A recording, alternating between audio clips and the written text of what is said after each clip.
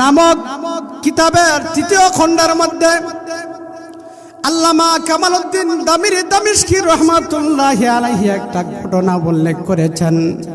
আল্লাহর উপর ভরসা করলে কি লাভ, কি ফায়দা?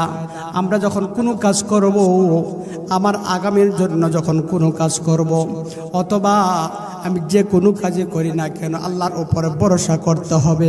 হায়াতের মালিক আল্লাহ, রিজিকের মালিক আল্লাহ, আবার চাকরির মালিক একমাত্র আল্লাহ।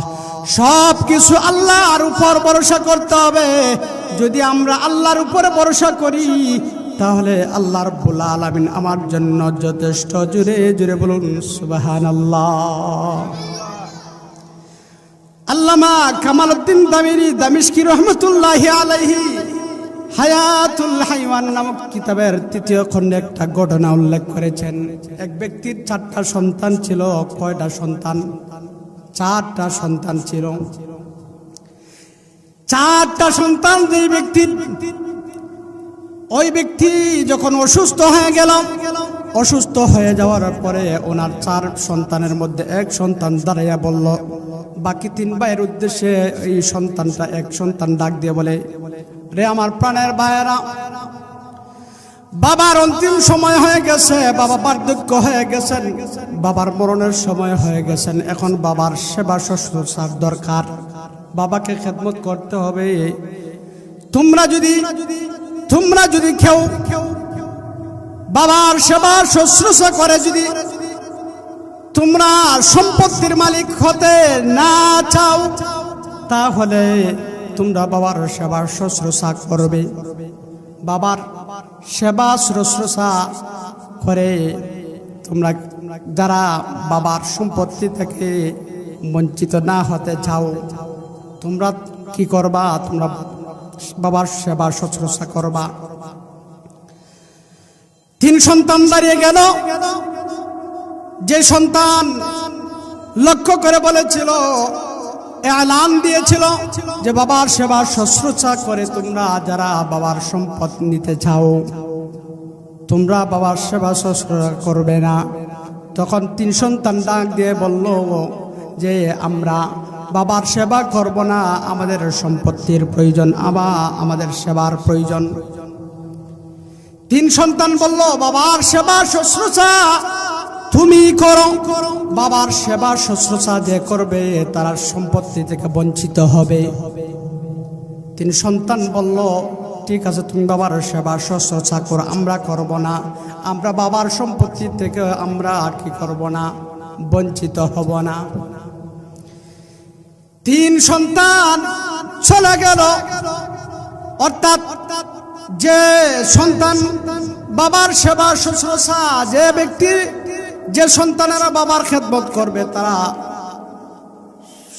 তারা যে ব্যক্তি খেদমত করবে, সে ওই সম্পদ থেকে বঞ্চিত হবে। আর আমাদের নিয়ম হচ্ছে, যেই ব্যক্তি বাবার খেদমত করবে, বাবা তার নামে সম্পদ সব লিখে দেয় কি দেয় না? যেটা বলুন, সম্পদ লিখে দেয় কি দেয় না? সম্পদ লিখে দেয়। কিন্তু এই ওয়াজের বেলায় উল্টা কি? যে ব্যক্তি বাবার সেবা শুশ্রূষা করবে, বাবার খেদমত করবে, বাবাকে দেখাশোনা করবে, ওই ব্যক্তির সম্পদ থেকে বঞ্চিত হবে। আল্লামা কামালউদ্দিন দামিশকি রহমাতুল্লাহি আলাইহি বলেন যে 3 সন্তান বাবার সেবা শুশ্রূষা থেকে বঞ্চিত হলো। বঞ্চিত হয়ে তারা সম্পদ ভাগ বাটোয়ারা করে তারা ধনী হয়ে গেছে। তারা কি হয়ে গেছে? ধনী হয়ে গেছে।